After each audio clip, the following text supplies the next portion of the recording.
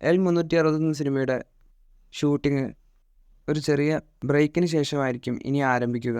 ഇനി 12 ദിവസത്തെ ഷൂട്ടിംഗ് മാത്രമാണ് L360 പറയുന്നത്. അത് പൂർത്തിയാക്കി കഴിഞ്ഞാൽ L360 സിനിമ പാക്കപ്പ് ആവും.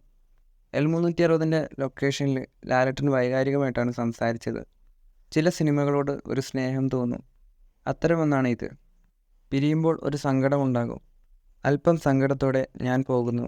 47 വർഷമായി അഭിനയിക്കാൻ തുടങ്ങിയിട്ടെന്നും എല്ലാ സിനിമകളും ആദ്യ സിനിമകൾ പോലെ തന്നെയാണെന്ന് ലാലേട്ടൻ പറഞ്ഞു. ഇക്കാര്യങ്ങൾ ലാലേട്ടൻ പറയുന്ന ഒരു ലൊക്കേഷൻ വീഡിയോ സിനിമയുടെ ഭാഗത്തുനിന്ന് പുറത്തു വന്നിട്ടുണ്ട്. എന്തായാലും ഒക്ടോബർ റിലീസായിട്ടാണ് L360 സിനിമ തിയേറ്ററിലേക്ക് എത്താൻ പോകുന്നത്. സിനിമയുടെ ടൈറ്റിലൊക്കെ ഉടനെ തന്നെ പുറത്തു വരുമെന്നാണ് പ്രതീക്ഷിക്കുന്നത്. L360 സിനിമയുടെ ഷെഡ്യൂൾ ബ്രേക്കിന് ശേഷം ഒരു ആഡ് ഷൂട്ടിനാണ് ലാലേട്ടൻ ഇനി പോകുന്നത്. അത് കഴിഞ്ഞ് എമ്പുരാൻ സിനിമയുടെ ഗുജറാത്ത് ഷെഡ്യൂളിലേക്ക് കടക്കും. പിന്നീട് ഓഗസ്റ്റ് മാസത്തിൽ റാം സിനിമയുടെ ചിത്രീകരണം തുടങ്ങാനുള്ള ഒരുക്കത്തിലാണ് ലാലേട്ടൻ. ഓഗസ്റ്റ് മാസത്തിൽ തന്നെ പൃഥ്വിരാജ് സലാർ എന്ന സിനിമയുടെ തിരക്കുകളിലേക്കും പോകും.